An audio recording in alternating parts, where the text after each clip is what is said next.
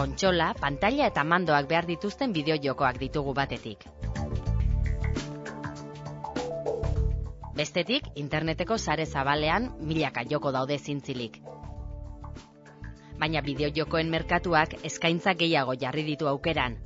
Poltsikoan askok daramaten iPhone edo Android mugikorretarako bereziki egindako jokoak.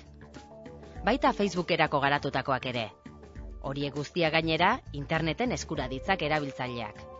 Mundu berri bat zabaldu da orain bideojokoetan. Lehen konsoletarako behar ziren horre sartzeko behar zenuen izan superprodukzio bat behar zenuen egin, eta horretarako bakarrik alzuten egin hori enpresa handiek.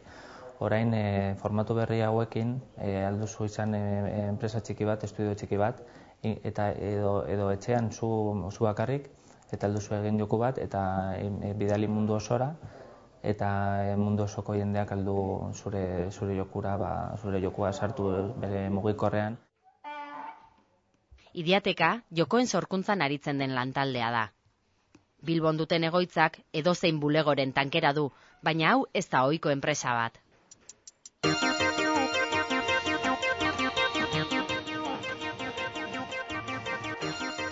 Jolasak egin ahal izateko, jolasean aritzea ezinbestekoa da. Izan ere, mundu osorako jokoak egiten dituzte hemen. Horietako bat, iBasket saskibaloi aplikazioa da.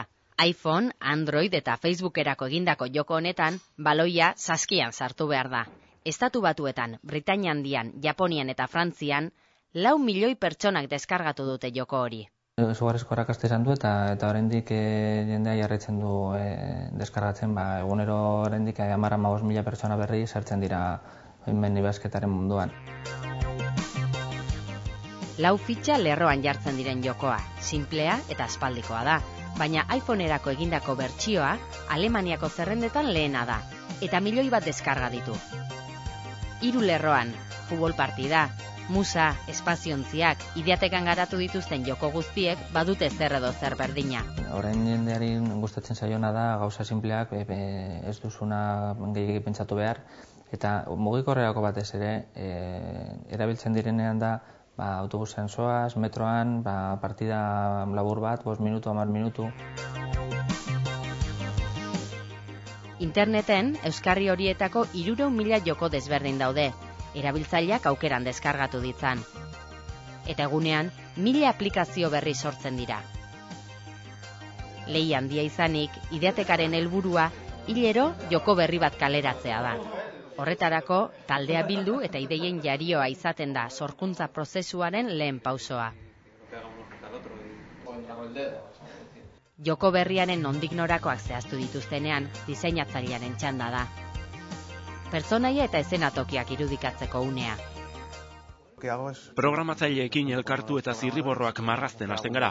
Irudiak 2 dimentsiotan edo 3 dimentsiotan egingo ditugun erabakitzen da, edo bien nahasketa bat ere izan daiteke. Pasamos de los bocetos ya una vez decidamos un poco la vista y en qué va a consistir el juego, lo pasamos ya, me pongo yo con el 3D. Itxura erabaki ondoren 3 dimentsiotan marrazten hasten naiz. Pilota, kanasta, objektu guztiak banan-banan. Ondoren, renderizatu eta 2 dimentsiotara pasatuko dut. Hauxe da, renderizatu ostean duen itxura. Horrek zer esan nahi du? Argien, itzalen eta gainerako detaileen kalkuluak egin dituela ordenagailuak. Hau guztia, programatzaileei pasako diet. Kode zerrenda luzeen aurrean egiten dute lan programatzaileek. Bideojoko bakoitzak programazio behar desberdinak dituenez, iBasket aplikazioaren jarraipena egingo dugu zehazki. Hala ere, funtsean, programatzaileen lana irudiei nortasun bat ematea da. Dana fisika da. Gu gorputz batzuk ditugu, sensore batzuk ditugu, baita ere pilota bat, mundu bat sortzea da, ez? Baloiak egingo duen parabola, izango duen gravitatea, erreboteak, mugimendu horiek guztiak ahalik eta era errealenean gertatzeko, formula matematikoak erabiltzen dituzte. Mediante fórmulas matemáticas hacemos la parábola. Parabola formula matematiko baten bidez lortzen dugu. Behatza jartzen duzun distantziaren arabera, pilota gorantz edo beherantz joango da. Erreboteak, gravitatea, propietate horiek guztiak formulen bitartez kalkulatzen ditugu. Baina ez dira guk garatutako formulak. Hortaz, guk parametroak baino ez dizkiogu eman behar. Lana izugarri errazten digu. La verdad es que eso nos supone bastante ahorro de trabajo. Formula matematikoez gain, programatzaileek sentsoreak erabiltzen dituzte, mundu virtualari muga jarri eta elementuen mugimendua kontrolatzeko. Marra, berde eta more horiek guztiak guk jarri ditugun sentsoreak dira. Izkinetako bi hauek bideo jokoaren mundua definitzen dute. Pilota ez da muga horietatik aterako. Horietako marra baten kontra jotzen duenean, ahalik eta errealistena den errebotea egiteko mugimendua definitua dauka pilotak. Ez dira berdinak paretaren kontra egiten duen errebotea eta taularen kontra egiten duena. Pantalla alderik alde gurutzatzen duten beste bi sentsore horiek lortutako puntua egiaztatzeko balio dute. Izan ere, pilotak bi sentsoreak gainditzen ez baditu, jokalariak ez du punturik irabaziko.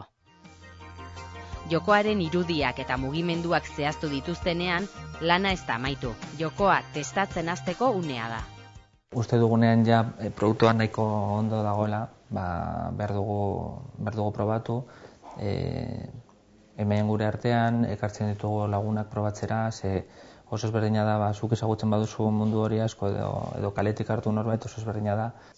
Jokoa sortzen ari zarenean ez dituzu ikusten jokalariak egin ditzaketen trampa guztiak, baina pare bat pertsonari jokoa uzten diezunean eta haiek esaten dizutenean, nik hemendik eta hortik egiten dizkizu trampak, orduan sentsoreak doitzen dituzu. Prozesu amaituta, mundu osoko sare zabalean joko bat gehiago egongo da, erabiltzailearentzat eskuragarri.